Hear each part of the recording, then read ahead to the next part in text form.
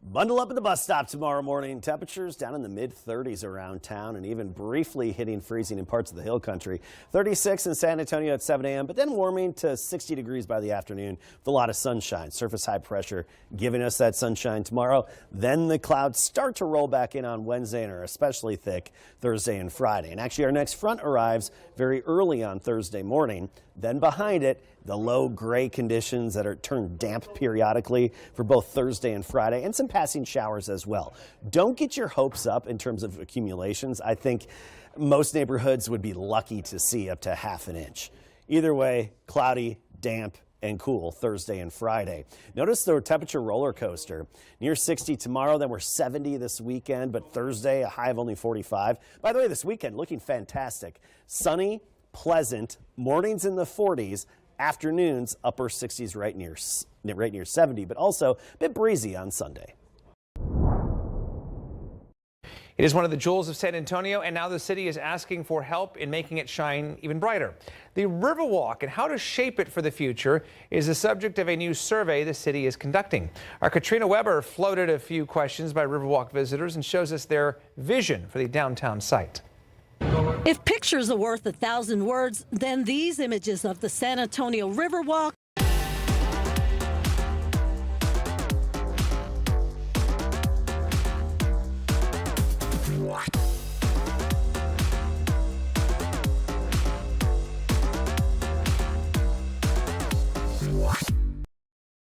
A mother of 3 is fighting for her life in a medically induced coma this nearly a month after she was hit outside of her apartment complex. Coming up, what we know about the case and the suspect who's still on the run. After a weekend fire at a local church, one San Antonio food pantry is out of service for the foreseeable future. We'll tell you what we know happened and how you can help. And get ready for a chilly start to your Tuesday. I'll be back to talk about which communities are likely to drop near freezing. Plus, another temperature roller coaster this week and a brief shot at rain when that arrives in just a bit. Live from KSAT 12, the Nightbeat starts right now. And we thank you for joining us tonight. I am Ernie Zuniga. And I'm Stefania Jimenez. Tonight, a mother of 3 is fighting for her life in a medically induced coma. So it's been more than 3 weeks since she was the victim of a hit and run. As the night team's John Paul Barajas explains, the driver has still not been caught. So we do want to warn you, some of the images that you're about to see are difficult.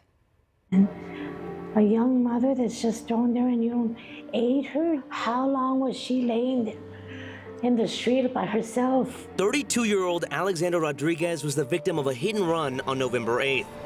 The mother of 3 had made it home to her apartment on the west side when someone leaving hit her as they pulled out and left her for dead. And then he tried to leave and he crashed into the gate, and when he couldn't leave, he got off and started walking. So the passenger got in the driver's seat and waited till the gates opened for them to drive off. Alexandra's mom and sister describe video that has been given to San Antonio police but has not been released to KSAT. More than 3 weeks since that incident, Alexandra is still in a medically induced coma. I want her just to open her eyes so I could know she's out of the danger zone. And so every day it's just hard to see her just there. She suffered 2 skull fractures.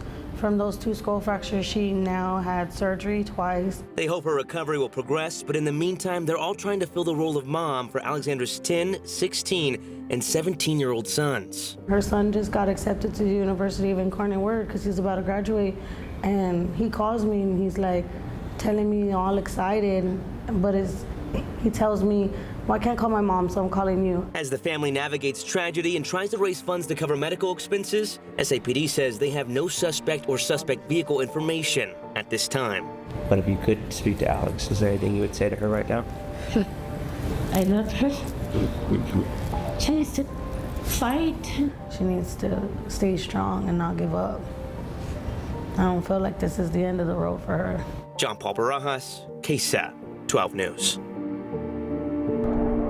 And we are certainly hoping for her that she pulls through.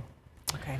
All right, we're going to turn our attention to the weather here because December has arrived and it is starting, Adam, to feel like December. Yeah, how about tomorrow morning? Yeah, tomorrow morning is going to feel very winter-like, chilly start to the day tomorrow. Let's take a look at where we are right now because temperatures already dipping into the upper 30s in parts of the hill country. Elsewhere, of course, a bit warmer. And we're going to be about 10 degrees below average tomorrow morning. And that means in the hill country in some outlying areas, a brief light freeze. Not the situation where you need to worry about pipes or anything like that. It's basically just about 31, 32 for a few hours briefly in the morning. Locally, will be mostly in the mid-30s. 36 around downtown, 35 Stone Oak. You go to China Grove, about 35. Right down near South Park Mall, about 38. So feeling the chill and definitely jacket weather to kickstart the day. By noon, sunny, 53. Into the afternoon, we're up to 60. Still below average, but quite an improvement from the 30s early in the morning. Plus, we'll have a lot of sunshine. That'll warm you up throughout the day and just a gentle breeze. High temperatures tomorrow, basically right around 60, give or take a couple of degrees. A little bit warmer as usual, closer to the Rio Grande, Del Rio up to 65. Temperature roller coaster this week. We'll talk about the ups and the downs and our next chance of rain when it arrives and how much we could get in just a bit. Alrighty, thank you very much. Well, the mother of this Texas A&M student from Laredo wants answers. Brianna Aguilera was found dead outside an apartment complex in Austin early Saturday after going to the UT A&M football game. Austin police told her mother that she fell 17 stories and took her own life. I'm traumatized right now at how they're treating this. My daughter deserves justice. I want to know what happened. Why wasn't I notified? Why weren't things done the way that they're usually done in an investigation, especially a death? We reached out to Austin police and they told us, quote, the case is still under investigation and cause of death has not been ruled on at this time, end quote. We will continue to follow the story once the cause of death is determined by the medical examiner. A man is behind bars in connection to a Northside murder investigation. We're about to show you 22-year-old Salim Abidi. He's linked to a deadly shooting that happened Saturday night near West Avenue and Blanco Road. That's where SAPD officers found a 46-year-old man with gunshot wounds. He was pronounced dead at the scene. And according to a preliminary report, witnesses reported seeing Abidi running away and going into a nearby residence. At this point, though, it's unclear exactly what led up to that shooting. Abidi is booked into the Bexar County Jail on a murder charge, and he faces a $350,000 bond. A woman accused of driving while intoxicated and causing a crash that injured 6 children has had previous trouble behind the wheel. 31-year-old Brittany Winston was arrested after that crash on Binns Engelman on Friday afternoon. According to Bexar County Sheriff's investigators, she was speeding and under the influence of both drugs and alcohol when she lost control of her car and hit a pole. All 6 kids in the car with her were hurt. Investigators confirmed that Winston is the mother of all of the children. Court records show that she already faced charges in connection with a different crash that happened last year. The records also show her driver's license was temporarily taken away back in 2013. A man in Uvalde is going to spend the next 10 years in jail for having child porn. He's 38-year-old Gabriel Garcia. According to court documents, he had more than 60 explicit images and at least 6 videos on his phone. Police arrested Garcia back in November of 2022, and he pleaded guilty in June of 2023. Well, in 3 days, a state bill that bans transgender people from using state-owned or public bathrooms that don't match their birth sex will take effect. So this is also known as Senate Bill 8, also known colloquially as the bathroom bill. And the measure would apply to bathrooms in city and county buildings, public schools, charter schools, and also universities. Speaking of universities in San Antonio, this is already having an impact because UTSA told us that it asked 30 students to move dorms, but not because of transgender roommates, but because they're opposite sexes in a co-ed dorm. So the sudden change comes right during finals week and has left some students affected, not only stressed, but also worried about their peers. It's just creating a dangerous environment. Like you could have a transgender individual who rooms with their friend, and then all of a sudden they're moved with someone who has like violent tendencies towards people like that. Now there are penalties for organizations or universities that do not comply with the bill. And that is what UTSA is trying to avoid. So any institution that violates the law and doesn't rectify that situation within 15 days can be fined $25,000 for the first instance and then $125,000 per day for every subsequent violation. We've also asked other local public colleges if they're asking their students to move dorms as well, but we haven't heard back. Well, tonight, a local food pantry that serves hundreds of families is now without a home. It's because of a fire. Happened over the weekend at a church near Leon Valley, and now Rivers of Hope Ministries is looking for a temporary space to help people. So the night team's Avery Everett takes us inside the damage and shows us the race to keep the food lines going. We have people waiting on us to serve them. Their food distribution usually runs like clockwork. But this week, the rush for Rivers of Hope Ministries wasn't just about serving families. It was also about clearing out in time. We're emptying everything out because of the fire. Stacy Rivers says a fire started early Sunday morning at Grace Fellowship Baptist Church off Eckerd Road near Marshall High School. This is where her ministry and its food pantry operate. These 2 offices got the worst of it. We walked with her for the first time on Monday to see the damage. Oh yeah, look at that. She says for the contractor to assess what was lost, the church's building needs to be empty. That's why she led volunteers to give out all the food they've stocked up and saved to a line of cars. It's very important right now with the economy and everything going on for us to continue to serve the people. Hopefully we will come back stronger and bigger than ever. In the last few months, Stacy says Rivers of Hope has gone from serving 50 families a month to 250 families a month. Have a blessed day. That's why she's hoping someone with space will let them set up soon. And we're looking honestly for somewhere for the food pantry to operate temporarily. Until they find a new place to land, Stacy and Terry Rivers say the work won't stop. Because the need won't either. Avery Everett, KSAT 12 News. Yes, please. Thank you so much. All right, we move on now to this. Bars, bands, and beer. They are synonymous with North St. Mary's Street. Exactly, but one developer wants to add more businesses to the area that bring people there, during the day. So that's what Headwell Investments is thinking about this. The developer wants to renovate older homes near the bars and also add some stores, a restaurant, a coffee shop to the area. They'd also include a gated parking lot that would close at midnight. And basically the idea is to keep that area busy, keep it going, especially during the day. Yeah, so really just walkability for the residents in the area. We really want something that when you drive by it, you see it and you're thinking, man, whatever I'm doing right now, I'd rather be there.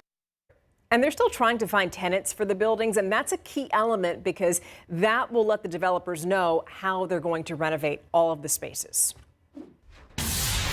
All right, still ahead, we're expected to have another cold winter, but CPS Energy says they are ready. We're going to tell you about how they're preparing for colder temperatures.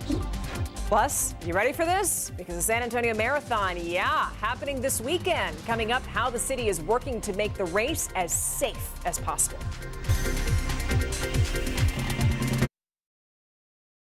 Welcome back. A bitter dispute in Live Oak. On one side, you have a local business owner, and then on the other, you have the town's police department. Back in June, a Live Oak officer was captured on his own body-worn camera mocking Damon Foley and his entertainment venue, which is known as Uncharted Adventures. The footage also shows Officer Jacob Esquivel falsely accusing the business of hiding money from the comptroller's office and also of serving alcohol to minors. They'll have like card tournaments and here. Yeah. So they're doing poker. And they're skimming on the top of that too. So tomorrow on the Nightbeat, you're going to hear from the infuriated business owner and also find out why he's the one who wound up in handcuffs. All right, looking ahead to this weekend, the San Antonio Marathon is on the schedule. More than 18,000 participants are expected to take part, with many of them expected this weekend. The organization held a press conference earlier today so that the San Antonio police could share their plans to keep everyone safe during the race. Our officers will be stationed throughout the route to direct traffic, assist spectators, and ensure the safety of both runners and the public. Their job is to keep things moving as efficiently as possible. So please be patient. Now for your San Antonio Marathon guide, you can scan the QR code there at the bottom of the screen. On our website, you'll find information on the race and events taking place, as well as road closures and the weather forecast. With the weather getting considerably cooler today, some people might be flashing back to the deadly winter storm that we had back in 2021. Yep, hundreds of people died across the state as a result of ERCOT's failed power grid during that freeze. CPS Energy President and CEO Rudy Garza says the utility has prepared ahead of time should the weather turn ugly at any point this winter. We also conduct extreme weather and load shedding drills with ERCOT to ensure that if the need arises to shed load, which is what happened back during Winter Storm Uri, that our system is prepared to handle whatever it is that ERCOT needs from us to ensure reliability across the state. So the utility is also reminding everybody to conserve energy, and also that CPS Energy will not disconnect accounts for non-payment whenever there's extreme weather. Okay, well, since we're talking about winter weather, Christmas, of course, is this month, and Santa Claus is hard at work. When he's not at the North Pole at the workshop, he's taking pictures with all of you. And right now at KSAT.com, we have a full list of where you can catch Santa and get some family photos taken. Now, some of these locations do require a reservation, so make sure you check or call ahead before you make your trip to go see Santa. I have to tell you, I'm a little bit concerned about Santa because he is used to some really cold temperatures. And this week, I mean, he might have to just take off the jacket a little bit. But first, the coat will be okay for some time. Oh, yeah, we're going to need it the next couple of mornings for sure. And then afternoons, you're going to need it later this week by Thursday and Friday. It's a temperature roller coaster all over the place. The coldest will be the 30s tomorrow morning, and we'll even have some 30s on the map by Wednesday morning. The warmest, 70. That's this upcoming weekend. The weekend's looking fantastic. But we do have some rain chances between now and then. More gray, cool, and kind of damp days by Thursday and Friday, more of what we've been seeing over the past several days. In the weekend, clearing out, sunny, pleasant, just in time for weekend holiday activities. Now let's talk rain chances first. Thursday and Friday, we have it at 30 to 40%. So isolated to scattered or widely separated showers and some cloudy dampness, of course, mixed in between. But don't get too excited about overall accumulations. Here's the current map, and you see the mixture of snow up north around the Great Lakes and even Ohio Valley, rain in the southeastern U.S. Around here, the thick low clouds have cleared out, but we have the high thin cirrus clouds, which will gradually clear out overnight. And then surface high pressure settling in, so a sunny day tomorrow. And a decent amount of sunshine as we get into Wednesday, but the clouds will start to work their way back in on Wednesday. Then we have our next feature, cold front, moving in midnight Thursday. That's going to move in. We'll have some upper level energy riding up and over that cold air, along with some moisture coming up and over that cold air. It's just going to create some periodic showers across south central Texas. Probably not much or any real thunderstorms, but a few showers here and there, generally light. If we're lucky, we could have a few moderate showers. I think most of us and most neighborhoods would be fortunate to even see about a half an inch from this. I think that would be a lucky scenario. Basically a swath of rain setting up southwest to northeast, somewhere across south and central Texas. Don't get too excited about the overall potential from this computer model. This is, kind of the higher end, closer to an inch. I would anticipate most of us being fortunate to even pick up a half an inch of rain from this next system. Generally just cloudy and cold with some intermittent shower activity by Thursday and Friday. And when I say cold, Thursday afternoon, only 45 the high. Friday, only 55, so we don't improve much. But then by the weekend, boom, boom, boom, perfect timing, back up to 70. Notice that average high of 67, and we're going to be way below that by Thursday and Friday. Yes, I'm very tempted to do a 6-7. It's hard for me to keep it in. Anyway, today, look at the temperatures. 42 this morning, then 50 in the afternoon. That's 17 degrees below average for the afternoon high. And across the state, well below average. About 10 to 15 degrees below average for most of the state, the exception far west out toward El Paso. And the overall trend here is generally cool across the lower 48. We're tracking some winter-like temperatures in the northern tier of the country, and the source region for the cold air this time of year, besides Siberia, Russia, of course, northern Canada. Look at this, 20s below zero in northern California. And some of that cold air is going to drop southward. We just won't get hit by the core of those cold fronts. All right, going forward, I mentioned the cold, cloudy, and off and on dampness of Thursday and Friday. Also windy on Thursday. It doesn't just get cold around here this time of year. It gets windy too. And then notice we get into the weekend. Sunny, mornings in the upper 40s, afternoons near 70. Good marathon weather. Yes, sir. I'm just looking at the low temperatures and thinking, ooh, hot chocolate. Yes. All of it. Caldo, menudo, the works. All of it. Okay. Not quite March Madness, Mary, but you're down to the Elite Eight in high school football. Yes, it's that time. It's been exciting so far in the high school football playoffs, and even more exciting as we have some really good local matchups. We're taking a close look at Bernie and Alamo Heights coming up. And the Spurs stop at home tomorrow amid a demanding road trip after the break. The greater San Antonio area has 7 high school football teams still in contention for a state championship, and we're in for a treat with the Class 5A D2 regional final matchup between district foes Bernie and Alamo Heights. Last time these two programs met was back in week 5. It was their district opener, and Bernie ended the Mules' long-standing district streak with a thrilling 37-35 triumph. Well, now come time for Friday at 7 at Alamo Stadium. Both sidelines will have something to prove. I've been looking forward to this game since we lost to them, since the final whistle blew the last time. And it's been marked like I want to get to this point. I've been waiting to get to this point. I wasn't playing defense last game. When we played them, I'm playing defense this game. I'm going to try to do everything I can to make sure we come out with a win. Yeah, here in Bernie, it's not normal other places, but here in Bernie, if you're not playing December football, you're not doing something right. So we're excited, we're pumped, and we're ready to go beat Alamo Heights. Can't wait for that one. All right, let's rewind the clock and take a look back at the best plays from the 3rd round of the high school football playoffs.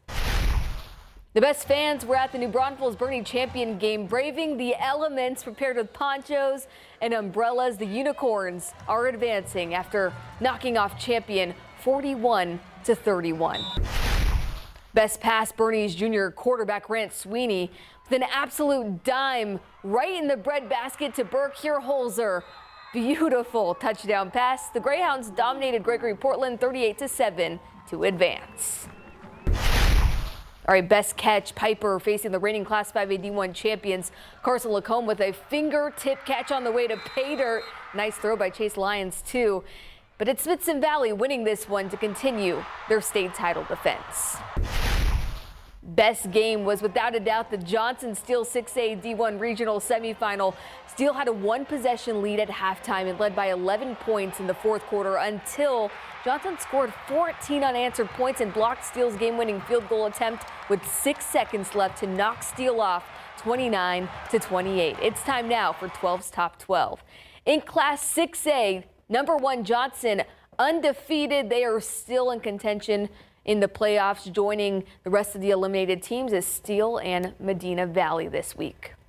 In Class 5A, we have Smithson Valley, the one of the playoff teams, as well as Bernie, Alamo Heights, and New Braunfels. They round out the 1st through 4th ranking teams in this district, in this rankings. And there's the rest of the teams. And in Sub 5A, we have Davenport, still undefeated, Lavernia, Kennedy, Blanco, Poth. Those are the top 5.